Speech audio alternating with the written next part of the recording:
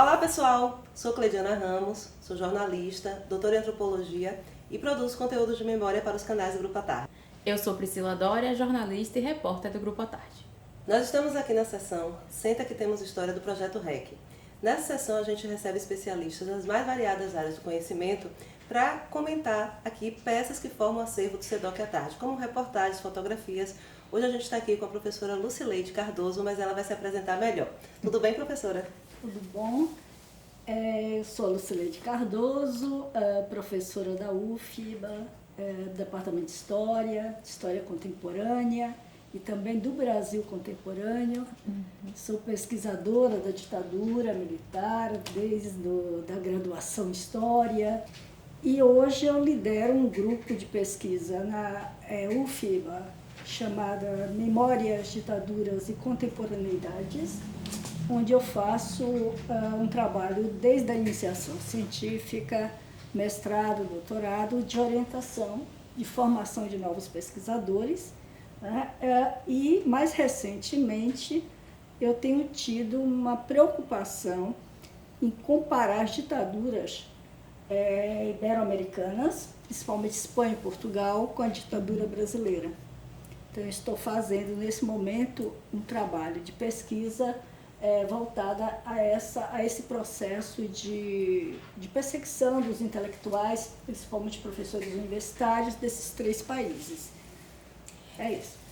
Professora, as pessoas, às vezes, elas, né, até porque é um evento muito recente, né, então a gente ainda tem muita controvérsia, e as pessoas geralmente pensam assim, o golpe, a ditadura, mas é uma coisa que é gradativa, né, a gente vai ter o golpe em abril de 64, né, e essa ditadura que vai ser construída. Então, queria que a senhora fizesse um pouco dessa relação, golpe e como a ditadura vai se constituindo. Então, o golpe de 64, na história republicana brasileira, representa um trauma. Por que um trauma? Porque inaugurou uma ditadura de longa duração. Ou seja, 21 anos de ditadura, 5 governos de generais presidentes, envolvimento de civis, políticos civis, golpistas, empresários, classe médias.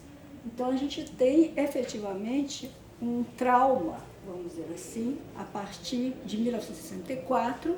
Por quê? Porque foi destituído um governo eleito, no caso o governo do presidente João Goulart, ele foi deposto, e isso gera, portanto, uma ruptura da política de conciliação brasileira. Então, você tem um protagonismo militar, né, em 1964, mas também nós não podemos deixar de pensar na articulação civil. Sim. Então, já é consenso na historiografia que o golpe foi uma articulação entre civis e militares. Portanto, a gente se refere a 1964 como um golpe de Estado civil e militar.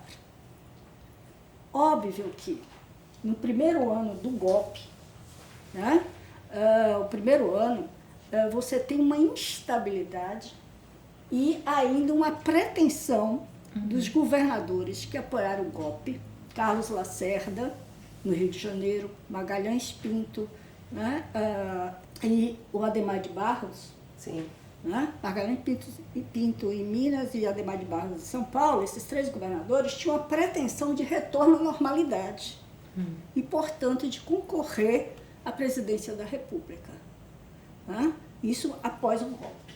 Então, o apoio ao golpe desses governadores teve essa orientação de retorno à normalidade, né, no sentido de que eles pudessem se candidatar à presidência da República. Obviamente que isso foi frustrado pelos próprios militares, pelo Comando Supremo da Revolução, né?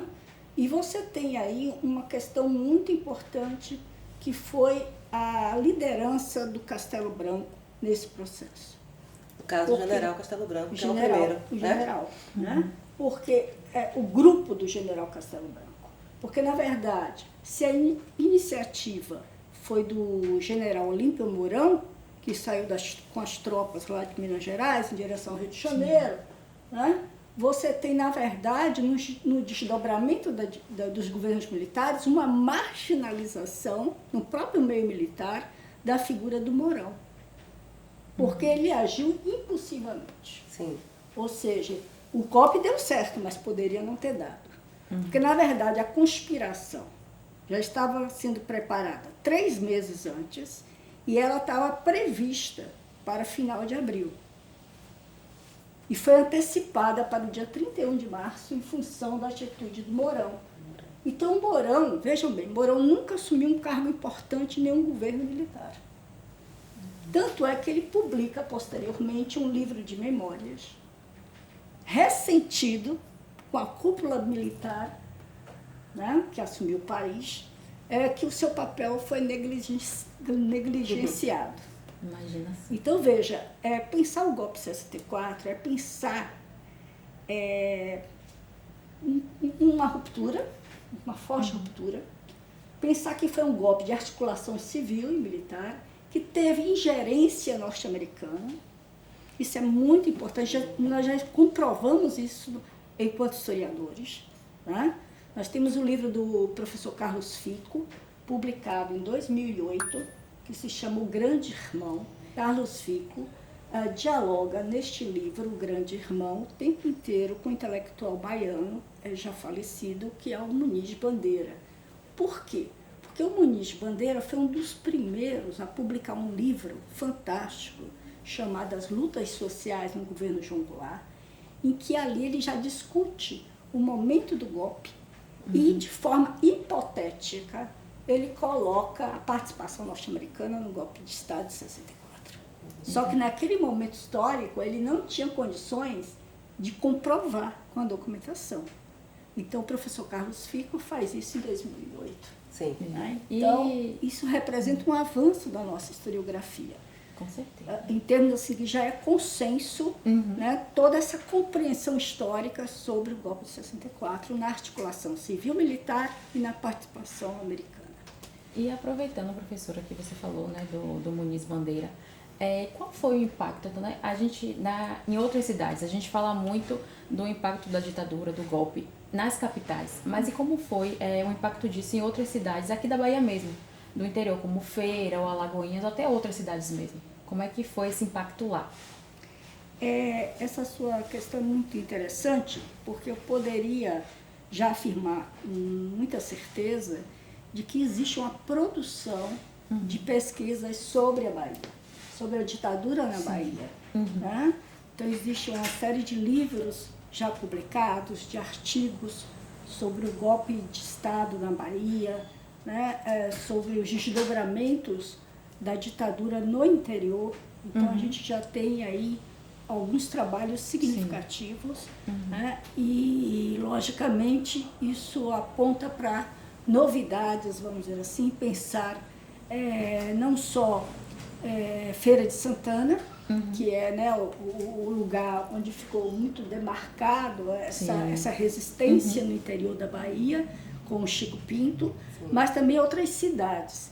Então, assim, as pesquisas avançam também para pensar não só a resistência no interior da Bahia, os prefeitos que foram, né, que só foram caçados, foram vários que foram caçados, vereadores foram caçados, né, mas para pensar também como se deu no interior da Bahia as adesões, as comemorações, a realização de marchas.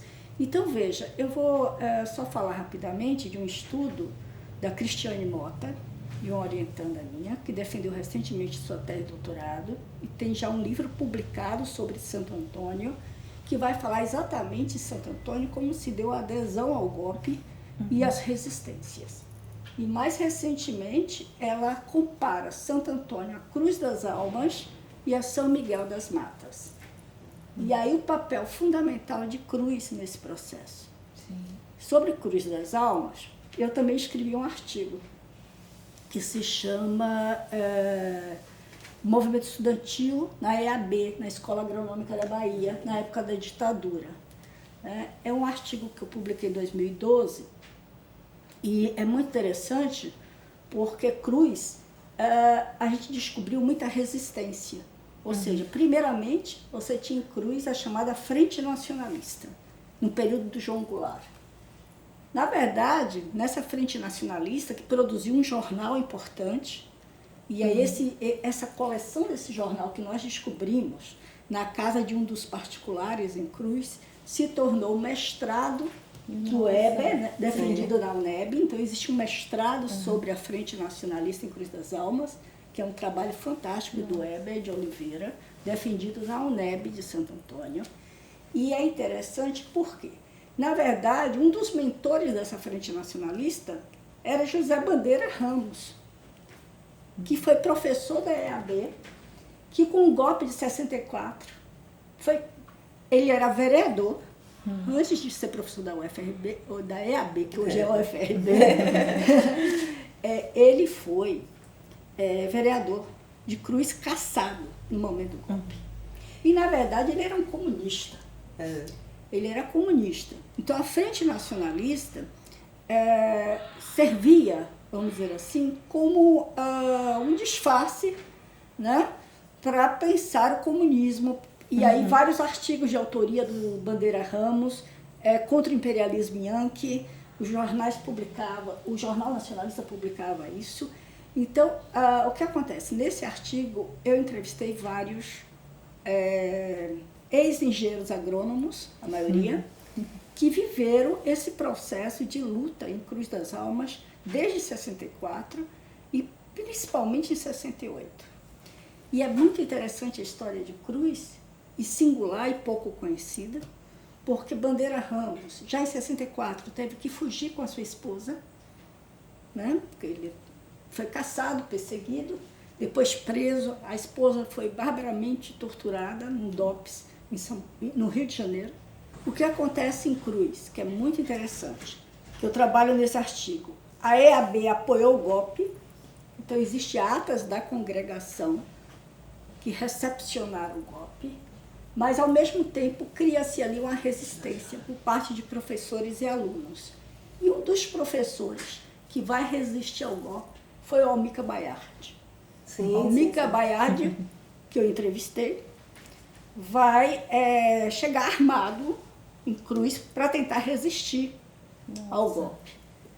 E aí houve a resistência do Chico Pinto, em Feira de Santana e tal. Então há toda uma articulação nesse sentido. Já aproveitando que a senhora citou tanto professores universitários, então um dos desdobramentos, né, do golpe, da ditadura, é esse impacto. Às vezes a gente fica pensando, na nossa cabeça, né, geralmente fica muito centrado na parte da política, né? Mas a gente não imagina, né, como essas garras, né, de uma ditadura, de uma ruptura de um Estado democrático, né? Como ela também vai ali para o campo das culturas. Então, se a gente pensar intelectuais, jornalistas, né? Todo mundo sob censura, até as novelas, que é talvez o produto mais consumido, né? O produto artístico e da indústria cultural mais consumido no Brasil. As próprias novelas, como o Roque Santeiro, de Dias Gomes, que foi proibida, né? Então, a gente tem todo esse impacto. A senhora tem se dedicado a também analisar esse golpe e essa ditadura em relação aos impactos na intelectualidade brasileira. O que é que a gente pode falar, professora, das consequências disso, dos efeitos colaterais também nesse sentido, né? Eu tenho, na verdade, 2 projetos de pesquisa em andamento. Um é sobre os professores perseguidos da UFIBA, né? E principalmente da Faculdade de Filosofia, porque são tantos perseguidos que eu não consegui dar conta. Então, nesse sentido, eu distribuí um pouco esse material. E aí gostaria de informar que um orientando meu de doutorado está pesquisando sobre o Milton Santos na época da ditadura. Então, ele agora fez um estágio na França para pensar a vida do Milton Santos no exílio. Então, é um trabalho que tem dado muitos frutos, porque são trajetórias de docentes extremamente ricas. Eu estudei Nelson Werneck Sodré, por exemplo. Nelson Werneck Sodré deixou 2 livros de memórias fantásticos, onde ele explica, né, que ele, enquanto general da reserva em 64, ele foi perseguido durante 10 anos. Durante 10 anos ele foi intimado pelo DOPS. Ele sofreu prisão disciplinar 2 meses, porque ele era general. Só que a equipe dele, a equipe, né, que ele tinha no IEB, foi toda presa. Então os meninos jovens foram torturados. Então ele sofria horrores. Ele não foi torturado, mas a sua equipe foi torturada. Então ele conta isso nesse livro de... Imagine, dentro das próprias Forças Armadas, né, envolvidas no golpe, né? E aí você tem o avanço tremendo das comissões de verdade. Sim. Né? Tem o trabalho do Paulo Cunha, por exemplo, sobre os militares perseguidos. Hoje nós já temos uma cifra aproximada de 7 mil militares que foram perseguidos. Então isso é muito importante, porque assim, já em 64, né, com o golpe, os primeiros perseguidos foram os militares. Então nacionalistas, legalistas, não apoiadores do golpe. Então, são vários segmentos, né, professora? Exato. Vários segmentos sociais. Quer dizer, isso é para a gente ter uma ideia do que é uma ruptura de um Estado.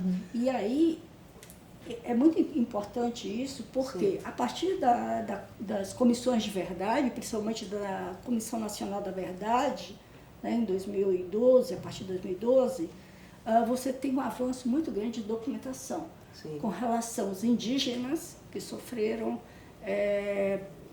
os militares, né, de esquerda e nacionalistas que também sofreram perseguições.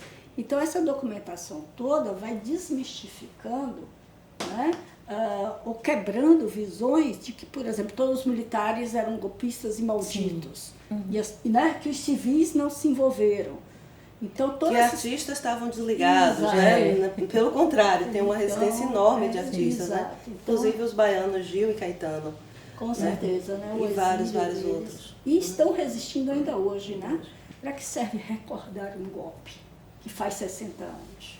Para nunca esquecer. Né? E para ensinar novas gerações, porque tem uma galerinha aí, uma moçada jovem que não entende, não sabe nem o conceito de ditadura. Né? Não sabe nem o que significa a palavra. Né? Então a gente precisa de novo fazer o trabalho de formiguinha, que é ensinar, principalmente nas escolas fundamentais, de ensino médio, etc. Né? Fazer trabalhos, desenvolver projetos, inclusive com história oral. Sim. Eu posso levar para a minha sala de aula pessoas que viveram a época, Sim. Né, ou que foram perseguidas. Completamente diferente. Exato. É bem mais crudo e traz aquela realidade para esses alunos. Então, essa questão de lembrar, né, então, 1964 não é página virada. É cicatriz aberta. É trauma. E é muito interessante. E eu defendo isso, porque existe um sentimento de frustração com relação à nossa transição política. Sim. Porque a nossa transição política está inconclusa. Daí as dificuldades de consolidação da democracia no Brasil. Porque foi uma transição conciliada. E, tal como a Espanha também foi conciliada. E isso traz problemas. Porque no caso da Argentina, não. No caso da Argentina foi ruptura. Houve a Guerra das Malvinas, houve julgamento dos militares torturadores. E prisões. No nosso caso, não. Foi conciliado, negociado. Tanto é que o nosso primeiro presidente civil foi José Sarney, né? E José Sarney apoiou a ditadura. Né? Os governos militares. Então, há uma complexidade, pensar 6 décadas de 64 para cá, há uma complexidade enorme. Tem que ser estudada, debatida, investigada. Existem milhares de documentos que a gente precisa organizar. Fora os testemunhos, né? Professora, a gente quer agradecer muito, até porque sua agenda, a gente imagina como é que está nesses 60 anos de golpe, né? E com suas pesquisas, né? De um tema, mas com muitas ramificações, né? Sim. Então a gente quer lhe agradecer muito esse momento aqui, né? Para a senhora ter participado com a gente, né? Então lhe agradecer. Muito obrigada a vocês. E só queria dizer que eu nasci em 1964. Nossa! Um mês depois do golpe. Gente! E fui geração ditadura. Ainda bem que nos anos 80 eu comecei a ler uma série de livros de memórias que me despertaram para uma outra história. E ainda bem, como diz a máxima de Star Wars, ainda bem que a senhora está do lado bom da força. Todos nós, né? Do lado bom da força. Gente, é isso. Aqui nos canais do Grupo à Tarde, sempre tem informação qualificada. Fiquem ligadas, fiquem ligados. Mais uma vez, gente, muito obrigada e até a próxima.